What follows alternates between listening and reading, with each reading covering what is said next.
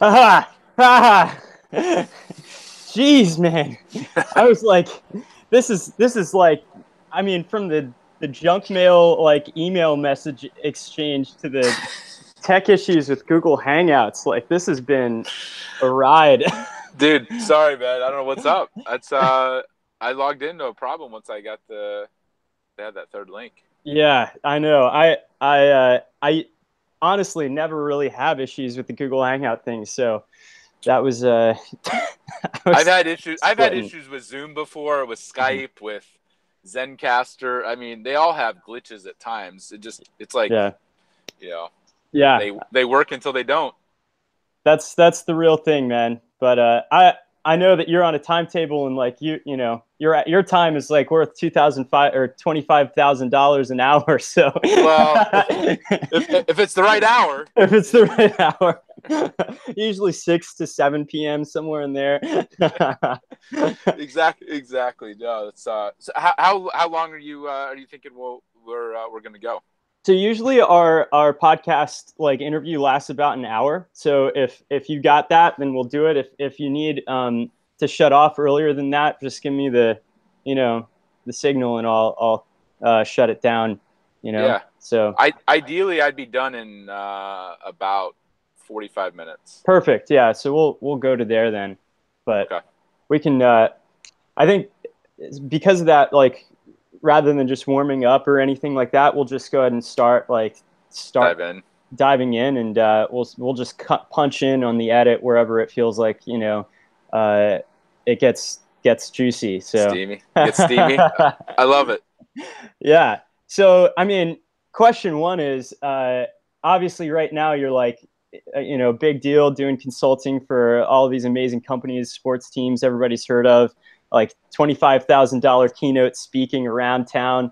But your origin story is sort of like rags to riches kind of thing, with growing up on a farm and wearing thrift store clothes, never getting the Nike Jordans. So tell me about the process of I guess coming to where you are. From here to there. Yeah, Yeah. so I'm a 18-year overnight success. Yeah, it's been people are like, man, we never heard of you, and now like all of a sudden you're just like out of the blue. I'm like, well, yeah, it's they didn't see me when I was 18, 19, 20 years old, that's for sure. But yeah, I grew up on a farm milking goats. One of six kids, not exactly the sexiest, coolest upbringing on the planet. Mhm. We had a 1 acre garden, heated our house with wood, all that kind of stuff. Um, and I learned very early on what I didn't want to do the rest of my life, which was baling hay in the middle of 100-degree summers when all my Mhm. friends are going to Disney. And so I didn't grow up like poor, like some people were poor, they don't have enough to eat. Like I always had enough to eat, but I don't know if you remember British Knights. Those are kind of coming back now. Like in the 80s, like I didn't have British Knights. I definitely didn't have Air Jordans, any of that kind of stuff. And so when you grow up without much, you are hungry, and so I thought I'd go make a lot of money, and I thought doctors made a lot of money, and so I was going to go to med school, and my life really changed. I was basically working for Time Warner Cable, climbing ladders, and that didn't work out. I fell off the ladder a couple of different times, but really, I went to go intern for Cutco Vector, the knife company, which has worked with like 1.5 million college kids. We know a lot of the same people, and so but I never considered myself a salesperson. I was out of desperation. It was like if I Mhm. lasted a summer, it would be a miracle.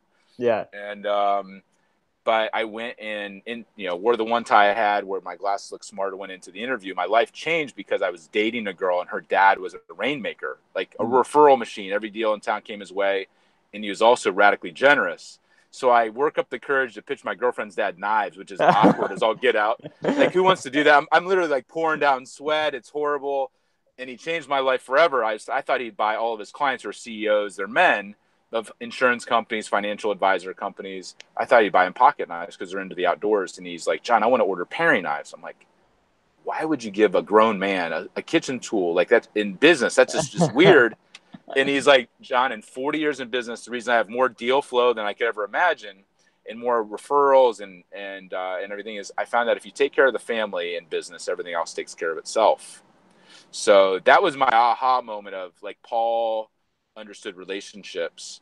And so I went from being this poor farm kid going to school to modeling this radically generous attorney. And I started to get meetings with like CEOs of $200 million companies because I use gifts and gratitude as this competitive advantage.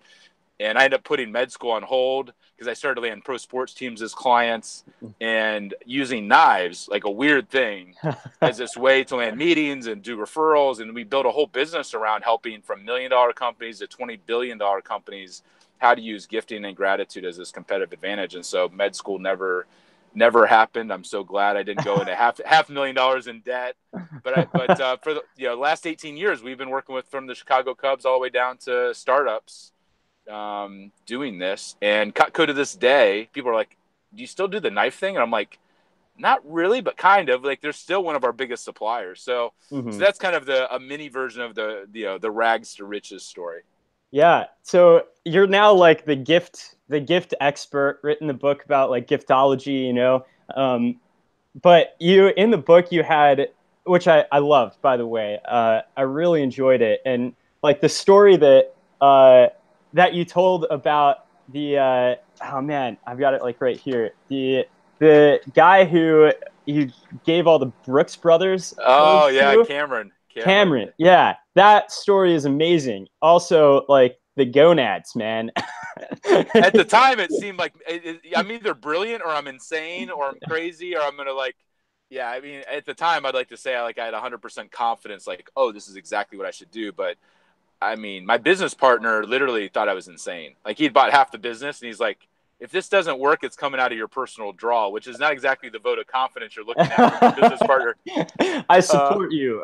Yeah, no, he was like, dude, why? No, this is dumb. But yeah, I mean, when like a lot of us in business, you meet, one person, a dozen people. Like most of our businesses succeed and fail based upon a handful of relationships. Even a big company, it might be 100 relationships. And so when I met Cameron, I was like, I wanted him to be in my corner, but I knew I couldn't afford his $20,000 a month consulting fees. It's like 12 years ago.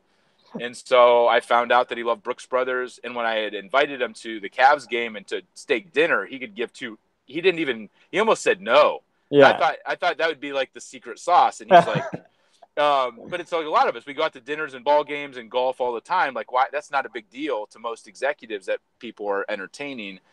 And so I use the ploy of like, oh, I want to send you a Jose Banks shirt because that's my favorite shirt. He tells me his shirt size. But I ended up going to Brooks Brothers and buying everything in Cameron's size, all the shirts, belts, you name it. How far into the business were you at this point? I would have been 26 years old, so I would have been doing things all through college for 3 years. So I'd have been 3 years out of college.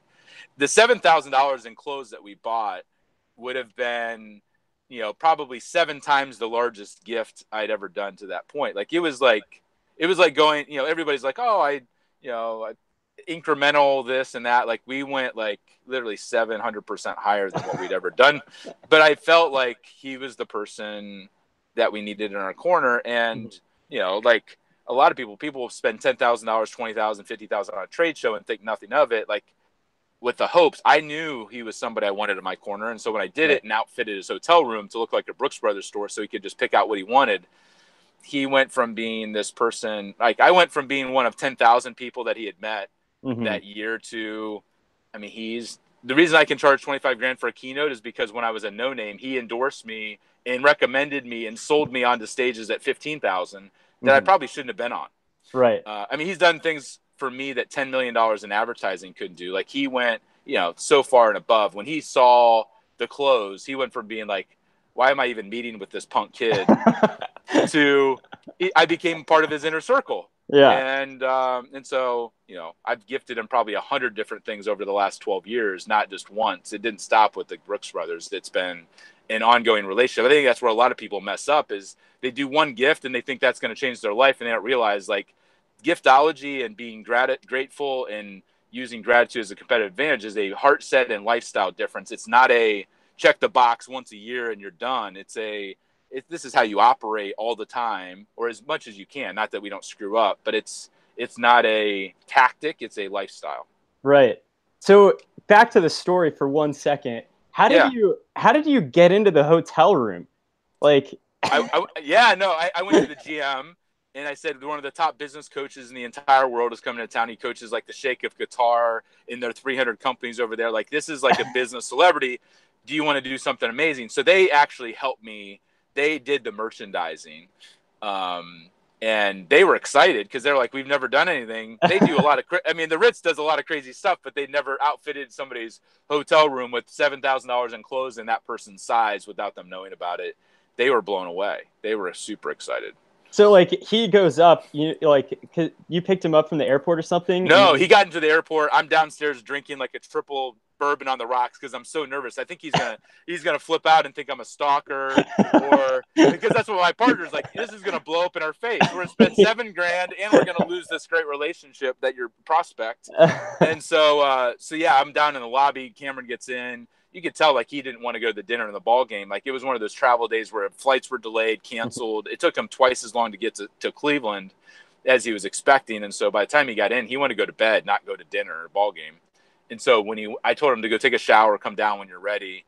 And he came down like 25 minutes later and he was glowing. He floated. He's like, dude, I've changed quotes for books that I gave. I thought they had the best customer service experience, like the Four Seasons, blah, blah, blah. He's like, this is the most amazing thing anybody's ever done for me. He was blown away. that's so cool, man. Yeah, like the payoff there is amazing. I would have been so scared that like your business partner, that he was just gonna think I was like a stalker or something if I did something like that. It's Yeah. very invasive. Like that's It can blow up. I mean, anytime you want to operate in a blue ocean and be different, and there's risk involved. But I remind people, our clients, I'm like, if you do that 100 times and 90 out of 100 it works and 10 out of 100 it blows up, the 90 out of 100 is like 100x return on anything that it costs you. right. And I'm like, we're not killing puppies. Nobody's going to prison. Like, nobody dies. Like, at worst case, like a gift could blow up. And I'm like, I was being radically generous with somebody. Like, I'm okay with that. I'm okay Yeah. with, and there are times when things go wrong or awry or whatever else. And I'm sure, a lot of people, when I speak at Google, they're like, we can't spend $7,000 on everybody. I'm like, here's the funny part is Cameron came back to me and said, either you're going to tell me how much the clothes were that I picked out, or I'm going to guess and round up by 50%. What you did for me, the personalization, the behind the scenes stuff, that was the gift. I can't let you buy the clothes on top of that. So that entire experience cost me nothing. Mm-hmm. And it's reaped me many seven figures, because it was having the gonads, as you like to say, to put yourself out there and to be radically thoughtful. For most people, they're like, they've never experienced that level. And if you're a business owner or a leader, you take risks all the time. So you love seeing somebody that's young, that's pleasantly aggressive, Mm-hmm. that's kind, radically kind. Like, it's most people, not everybody's going to resonate with that, but in general, if they follow the giftology system that we lay out in the book, you're gonna win way more times than you're gonna lose. And some companies that want to outsource it all to us, but I'm like, you can do this. Like, this isn't rocket science. Anybody can do it. Most people either don't have the kahunas to do it, or they talk themselves out of it, or a partner talks them out of it, or whatever. But it's not rocket science.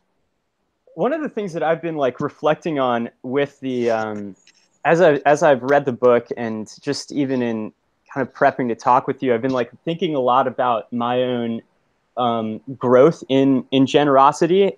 Like, we were sort of referred together because Keith saw that our company had been giving our clients like swords and other like interesting gifts like that, to create these moments for them.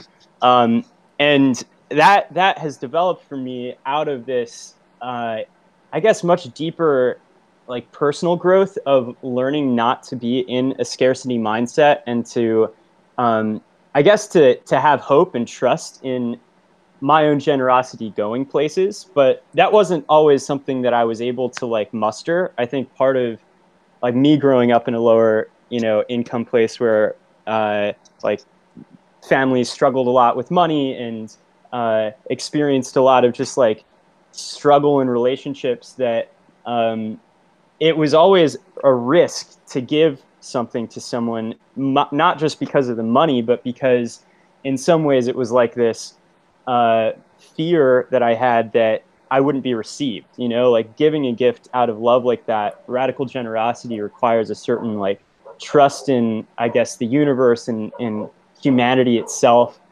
maybe even in God. That is that's kind of a step in faith. So I was just wondering, like, how that, I guess, heart stance and that vision for you developed. I think that if it hadn't been for my early mentor, Paul, when I looked at him, he was probably 60 at the time.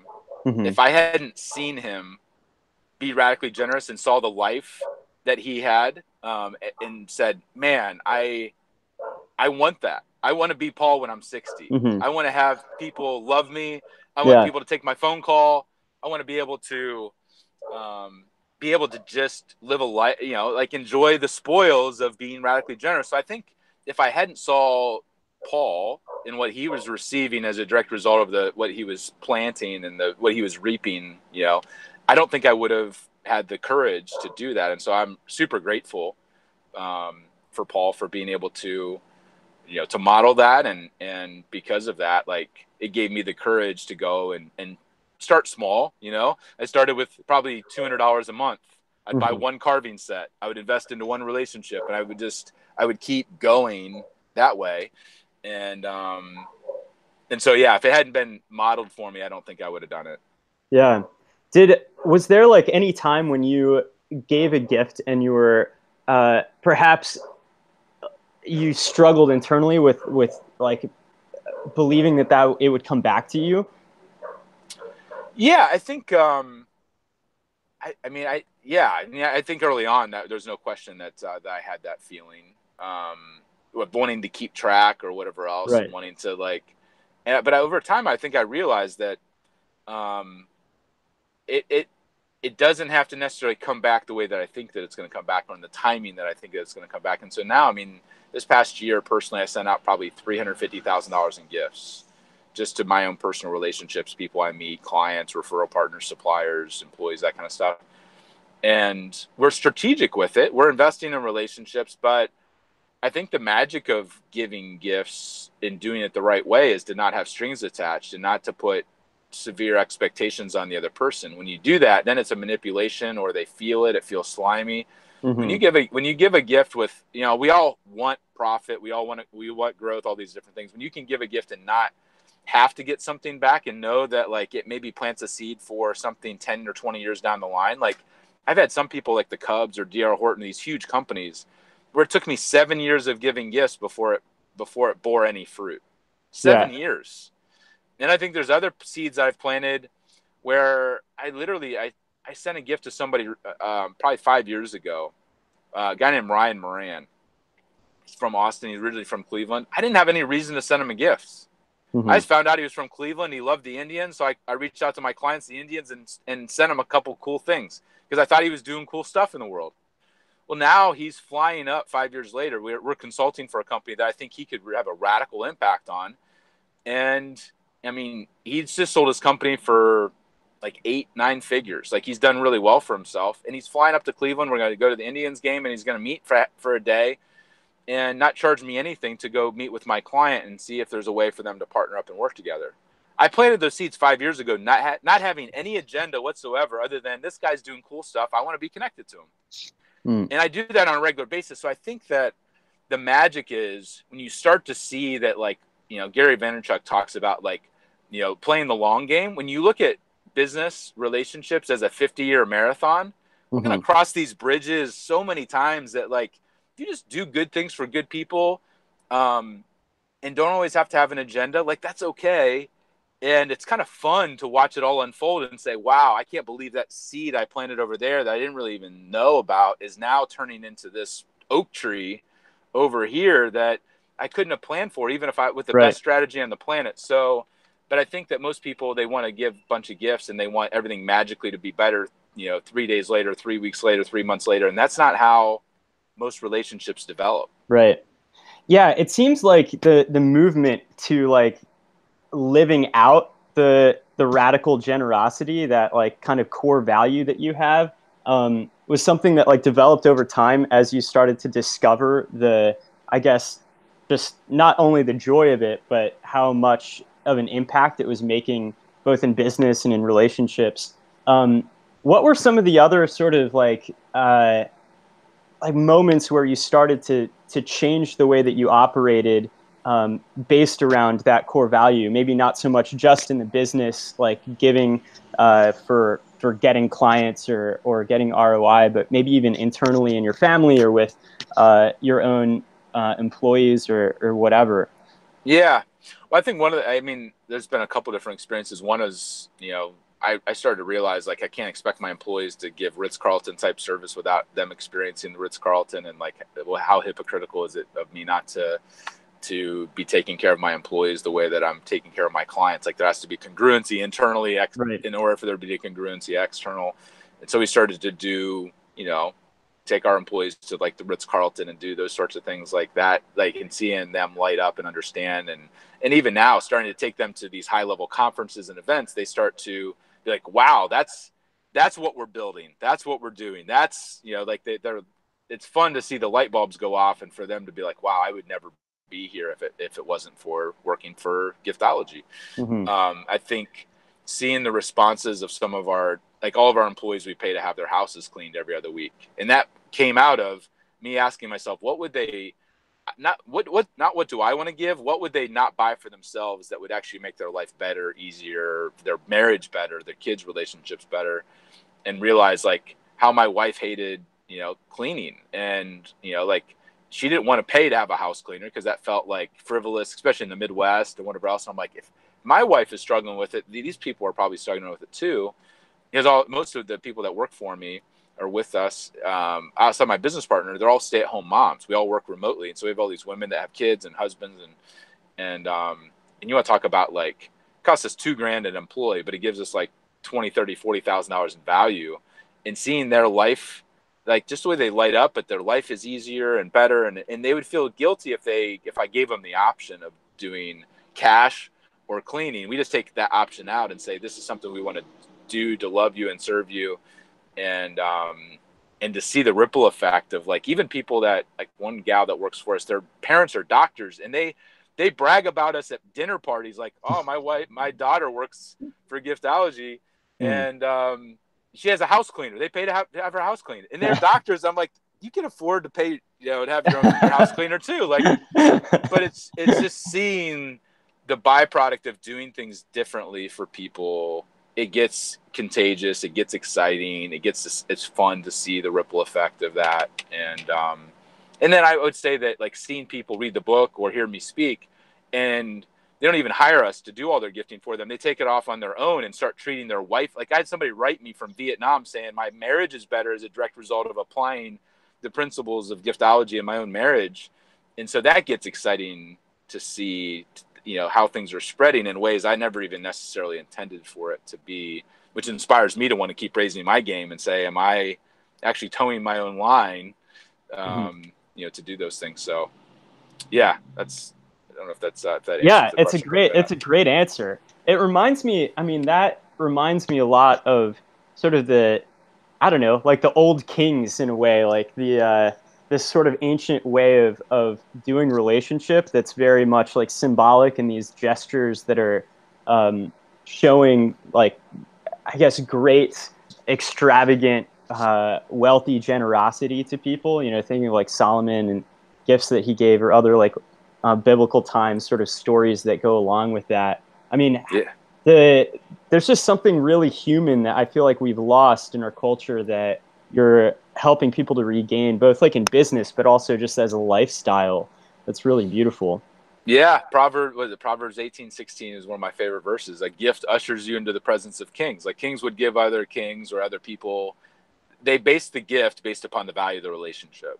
Hmm. If the relationship's really valuable, then you like, you don't say it, you do it. You Right. don't feel gratitude. There's no feeling. They're like, you do gratitude, you do gifting, you do generosity. That's like a lot. There's a lot of woo woo stuff now around. Oh, you got to feel it, which is important. Like what we think about, does come into fruition, but a lot of times people stop there and they don't. I don't think they um, receive the fruit of doing versus just feeling. And I think you're right. In biblical times, Old Testament times, that was just a way of being for everybody. Like, Hmm. and I think the Eastern culture, like over in Asia, like it's still very much like how you hand a business card to somebody matters. Like the Right. card and the card stock and how you give a gift and how you present it. And they still remember. They're very much tied to the artifact mattering. Hmm. Whereas in Western culture, we call a promotional product a gift. We slam our logo all over it and order as cheap as possible from China, ironically enough. And we call that a gift. That's not a gift. That's a promotional Yeah. item. There's a big difference between a gift and an artifact and a promotional item. And in Western culture, we've kind of cheapened the value relationships and the value of gifting, unfortunately. And so, yeah, we're just shining a spotlight on things that have been around thousands of years. Hmm. It's not nothing new under the sun. Yeah. Was there like any time, even within your own family, where you sort of realized that like you needed to be more generous and like learning how to operate in the same way and those like core values within your own like personal relationships and family? Yeah, I would say that being married to the Giftology guy is not an easy thing to do. My wife, and she knows all of my weaknesses, tricks. Like it's not like I can, it's she's a difficult person to wow because she knows the ins and outs and the good, bad, and the ugly, and Hmm. so and I think early on because of our engagement story, which is in the book, going bad, like where I almost died in the FBI and all that kind of Yeah. craziness Yeah. happened. Yeah. Like I started to withhold gifting because I didn't feel like she appreciated what I did, and I didn't realize at the time. I realized it after 4 or 5 years that I actually had made the engagement story about me and what I wanted, and so I Mm. realized I was a sucky husband. I wasn't doing a good job loving on my wife the way that she wanted to. I was loving on her the way that I wanted to. And I think that's pretty common in most relationships. We give love the way we want to receive it. It's kind of like the 5 love languages. Do you like gifts? You give gifts. If you like words of affirmation, you give words of affirmation. And oftentimes our spouse is radically different than what our preferences are. Right. And so I've had to adjust and say, I love surprises. My wife hates surprises. So I give her an agenda on her birthday of where we're going to go, what she needs to wear. Like I want to be blindfolded and thrown in the back of Hmm. an Apache helicopter and dropped off in the middle of Africa. Like that's the gift to me. That Hmm. is like a worst nightmare for my wife. And so realizing that even with my kids, the same thing, like they all have their preferences on how they would want to receive things. Um, and so I'm getting better, but it's difficult. Like our interpersonal relationships are like people want to hire me to do gifting for their spouses, and I'm like, I can't do that. Like I can Right. help you do gifting all day long in business, but interpersonal relationships take, I think, 10 to 100 times more work because of the closeness and proximity. And I think anybody can be a great gift giver to their families and show love well, but we have to pay attention year round. Like it isn't, Hmm. it's not the same as business where we can, cut corners a little bit. Right. But yeah, it's made me up my game significantly to be better with my family. So I guess gifting, do you think that like for you that's just such a core like love language that you sort of always wanted and therefore like that was sort of how the generosity came out of you? No, I'm actually my love language is not gifting, ironically. That's crazy. Isn't that weird? So Yeah. here's how the gifting generated out of a weakness. So Hmm. I'm naturally an introvert. I'm naturally insecure. Like I am a farm boy. Like I am insecure about. I was always insecure about my weight Hmm. and my appearance, and I was never like the Mr. like cool party guy, center of attention. And so what gifting for me did was when you give somebody a gift, they typically have to respond. Hmm. And they typically respond with words of affirmation. Words of affirmation is my love language. Ah. And so when I give a gift, guess what I get? I get affirmation back. Mm. Yet when I give a gift, guess what? They start talking to me versus me having to talk to them. Mm. And I can engage. I'm really good one-on-one once the conversation starts. And I've become a pretty good at being an extrovert for short bursts, for interviews, on stage, whatever Hmm. else.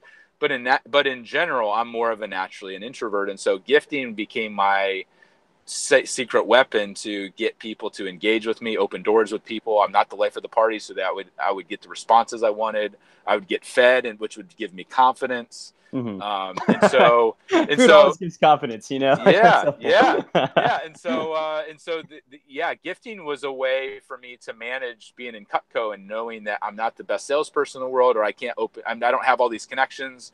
And so it mhm. became my tool as an introvert to grow my business and get the things I wanted to have happen. So what's been like the best, I guess, gift that has been given to you, that I guess hit that, like, I guess, craving? I mean, there's been a lot, man. I've been over 18 years. I would say the original one was Paul believing in me and ordering Hmm. Cutco. And not only did he order the Cutco, but he gave it to me and said, "Hey, go talk to that lumber yard CEO, business owner, and give him a piece of Cutco from me and tell him whether he buys or not. Paul believes in this and wants you to have a piece." So he Hmm. transferred his social capital to me early on to these other business owners with Cutco, which was crazy. Yeah. Um, I've had people, you know, find out when I'm traveling and they send my wife, like my wife's not a big flower person, but they sent the most beautiful bouquet of flowers that they took probably an hour or two to pick out these flowers. And it was only one place in all of St. Louis that could do it. And it was like a $250 bouquet. They had personalized gifts to all three of my kids delivered that same day. And they had gifts to all of my team and their kids delivered that same day. Made me look like a Wow. rock star hero to my entire inner circle as I'm traveling away from my family. My wife literally was like, "I'm not into flowers, but I want to be a bug and crawl all over these flowers. This is the most amazing array of flowers I've ever seen. It was just exquisite." Who did And that? a guy named Ryan Geist, no business relationship. I had loved on him and done some cool gifts for him just because, had a conversation with him. And he's a giver by nature, and he wanted to just blow me away and say how much Giftology had impacted him, and took a page out of my playbook and took it on steroids, so people, somebody hooked me up with Hamilton tickets, like third row, to take my wife and another couple of ours. They're probably $3,000-$4,000 seats, and he Hmm. just hooks me up, so my wife could experience like a show that she'd wanted to see for years. I've had so yeah, I mean, I had so many people do so many. I had one guy give me a $25,000 ticket to go golf with and hang out with John Maxwell, one of my like business mentor icons, at his house. Watch the Super Bowl. Me and another buddy. He paid 25 grand for the ticket and said, "John, I can't use it. I want you to go in my place, at no cost. You can't pay." Like, so I have friends and clients and relationships that I'm thinking about starting like the Outgive Club, Yeah. where and we've started to talk about this, where like you get people together where you try to outgive each other. Hmm. And there's times where like that, like, what do you give to somebody that gives you 25 grand gift, like Hmm. no strings attached? Like, it's hard to repay that. But that's the point. That's the fun part of giving, is when you can give a gift that the other person can't repay. That's I think I don't know, I forget who the person who gave that quote is. Like, that's real giving. And maybe it was John Wooden. Like, the only time you've actually given a real gift is when you give it to somebody that can never repay you. Hmm. And so anyway, I've been very blessed. Some people send me some, you know, horrible gifts, and I'm like, wow, they don't know me at all. So I'm embarrassed for them. But in general, people, and it's not always about the dollar amount. Like, I've had people, do some really thoughtful things and do amazing things for me. I had one guy who found out. He read the book a bunch of times, and he ended up making them. I used to make fun of mugs, and he made this $600 mug carved into it my wife's whole life story.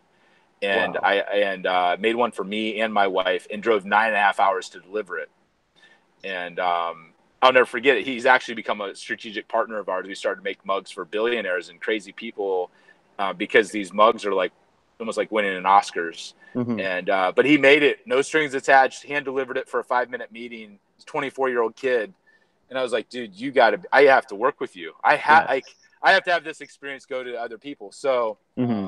so anyway, Yeah, I could um, imagine you would be a pretty hard guy to like give gifts to, being the giftology expert, you know? Like my wife hates it. yeah. she, You just must be like inundated with like stuff all the time. yeah. Well, and I can't turn my brain off. And so like we've found some of our best suppliers by people sending us stuff. I'm like, wow, that was amazing. But Mhm. it's hard for me to look at a gift from my wife or whatever else and not Mhm. put it through my own filter. And so sometimes I stick my foot in my mouth and be like, so yeah, I'm not an easy person, but I'm also the first person that if somebody does something really thoughtful, Hmm. whether it costs $25 or, $25,000, I'm the first person that gets excited, genuine, like a kid at Christmas, and says, can you believe this person did this? Like, this is the most amazing thing ever. So it doesn't have to come from me in order for it to be a good idea. Like, I really do get excited when somebody else goes outside the box and does something amazing. Hmm. And I love shining spotlights on those people because it's so cool, to me anyway, to do it and do it well. Yeah, I mean it's a beautiful way of life that I'm just like aspiring to as we talk, you know. And I think like bringing it back to uh, this sense of courage and just like trust in, I guess, the power of generosity, and the power of like the way that people respond to that kind of love. I, I'm a man of faith, and a lot of the people that are on this podcast obviously are like people of faith. One of the last questions that I wanted to ask was just how this whole journey that you've been on and sort of discovering the power of gifting, how has that changed your view of God and of faith? Well, I think that when you grow up poor, like you do have that scarcity mindset, and you think that like, well, you have to do everything in your own power, and there's Mhm. limited resources and whatever else. And I think that um, I've seen Paul and then started going down this journey of being radically generous with people. I've realized like there's no limit in resources. Like God doesn't need us. He doesn't need our resources. Like He's unlimited. And I've started to experience being around people that are even more generous than me and even more giving. And I think like it's made me realize like you know our God, our Father, like He is a generous God. He calls us to be generous because not because He needs us, but because He wants us to experience the joy and wants us to experience the community of being able to be a Mhm. giver and receive and how to be a good receiver. Like at first, like I wasn't a good receiver because I wanted to be the gift guy and I was too good to be able to receive. And I realized like that's not how God's called us to be. And so we're supposed to be good givers and good receivers. And so I think that at least for me, it's made in many ways my faith more. It feels more tangible and more real, but it also makes me realize like there are times when scarcity still will creep back in, and I'm like, oh, I can be generous to this point, but I can't Mhm. like there's still different levels I haven't reached yet in that. Um, but it's definitely made my faith stronger, and I would say even stronger in just what God's woven into humanity. Yeah. There is just this awesome part of our DNA that we're called to be. It doesn't matter the human being. I don't care what your love languages is. Like they're all love. Gifting is just love. Yeah. It's just an act of love. It's a tangible version of love, and that's from my faith perspective, that's the most powerful thing in the world.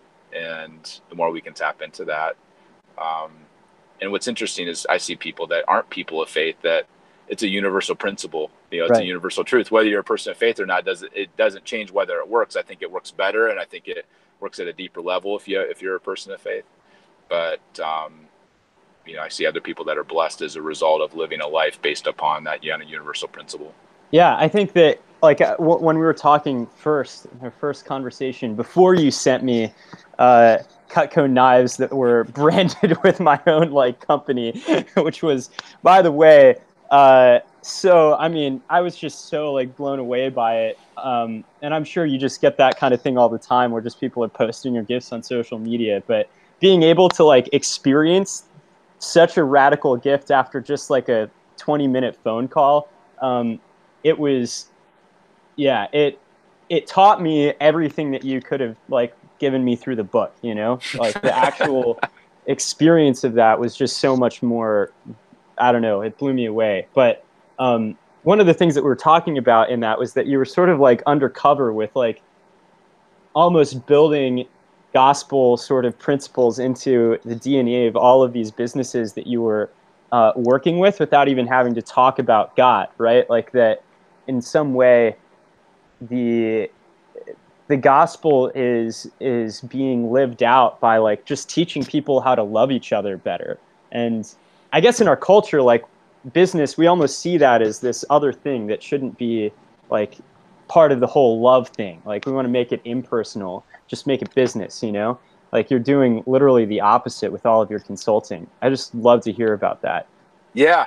Well, I think it's yeah, we feel I think that a lot of, you know, people of faith, Christians, they'll be really radical in their church, but they're giving or behind the scenes or with their Hmm. family, and then they get to business and they're like, now we can't, you know, they wear a different hat Right. and they're like, they hold back. They ask themselves the questions: what's the least we can get away with? What's the least we can do versus what's the most we can do? And they don't realize that.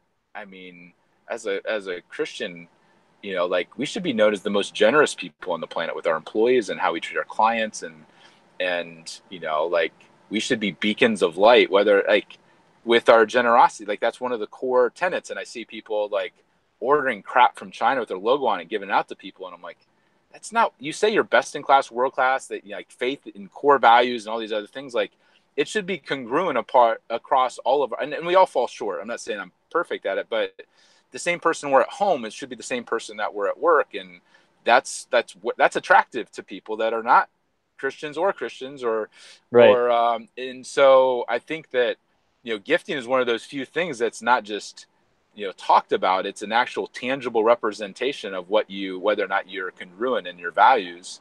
And so I really push people. I'm like, I don't care if you outsource all your gifting to us, go do this because this matters. Like Mm. everything that we touch, everything that we do, like as like we have this ability, like God's given us this ability to really impact how people view Christianity. Like we're those vessels, and how we show our generosity to those people does matter. It's not a check the box once a year at Right. Christmas. It's in fact, you know, it's part of our 10 worst things to do and 10 worst gifts. Like don't just give gifts at Christmas. Like everybody, like even the heathen pagan, like even the most evil people on the planet do that. Like what about the other 364 days out of the year? Like as a Yeah. Christian,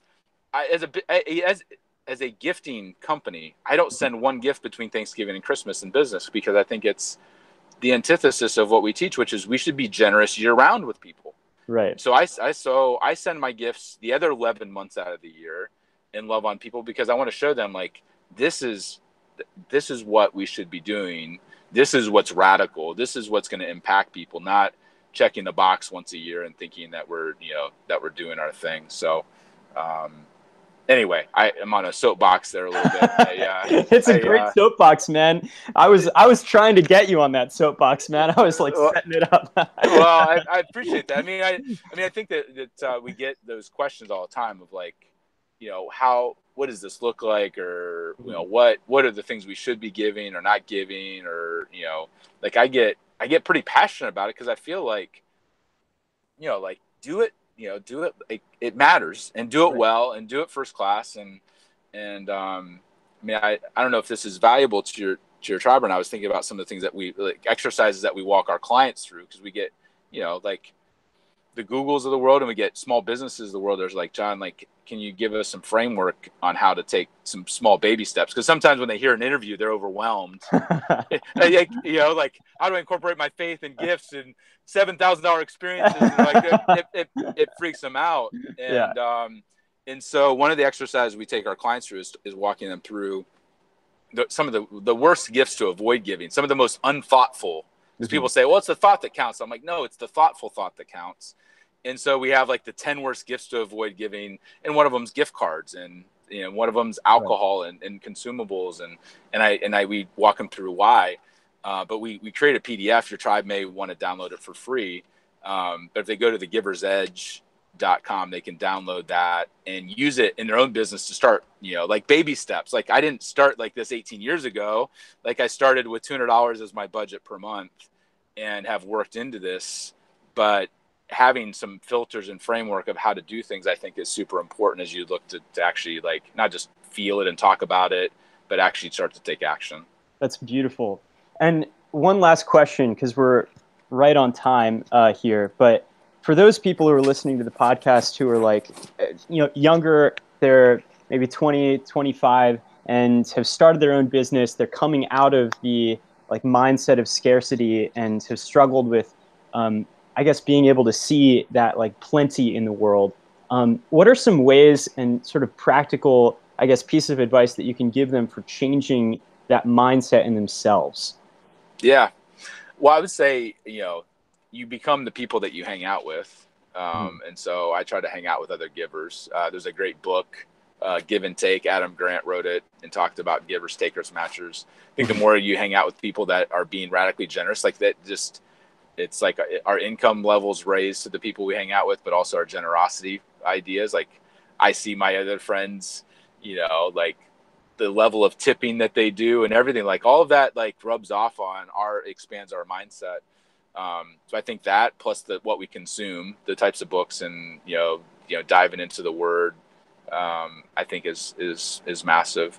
Mhm. And I think just starting small with your inner circle and start with one mentor. Like I tell people all the time, like you can start with take an hour and write the most thoughtful note to somebody, thanking them for pouring into you and give specifics on how they've impacted you. And then go read them that letter and give them that letter. I guarantee you there's a good chance both of you will cry. It'll Mhm. cost you next to nothing other than your time.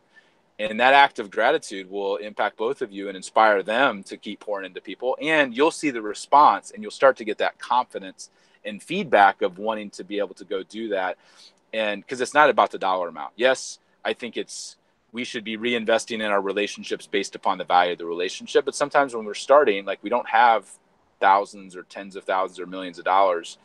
But what we do have is the ability to write a really thoughtful note to the people that matter to us in our life. And so I think that those are three of the things. I'd say the last one is joining groups where you're in a larger mastermind or community where you're around people that are doing this at a high level, and you'll raise your game there.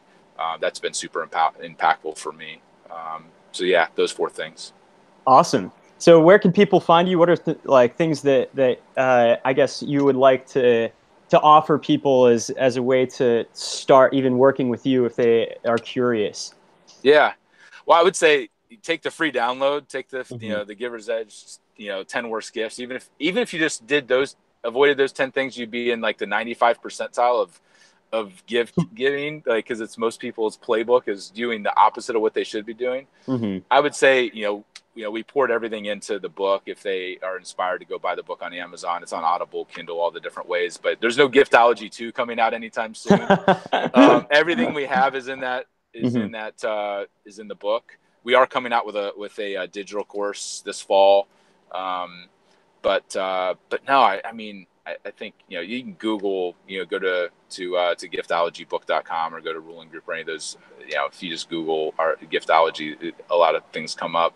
But in general, we poured everything we had into the book, and then from the outpouring of that is where if people are inspired and want to reach out to help with gifting or speaking or any of that kind of stuff, it's pretty easy to find us online. Awesome. Well, thank you so much for your time, man. I know how valuable it is, and it's just been such a pleasure. And even just for me, it's been so like um, moving, honestly, to just I guess sink into that worldview. It's one that I struggle and aspire to. So it's just yeah, it's indescribable how important it has been for me. So really grateful, even in the few like moments of contact. It's moved me deeply. So really grateful for what you're doing and for the yeah, the generosity that you've expressed to me and to our community. Well, Anthony, I look forward to hearing how you put it into practice, and I think hopefully we'll actually hang out and have a beer together here sometime soon with Keith and some of your tribe. That would be a lot of fun. Yeah, indeed. And until then, God bless, man, and have an awesome rest of your day. Awesome, man. Thanks so All right. much. Yeah.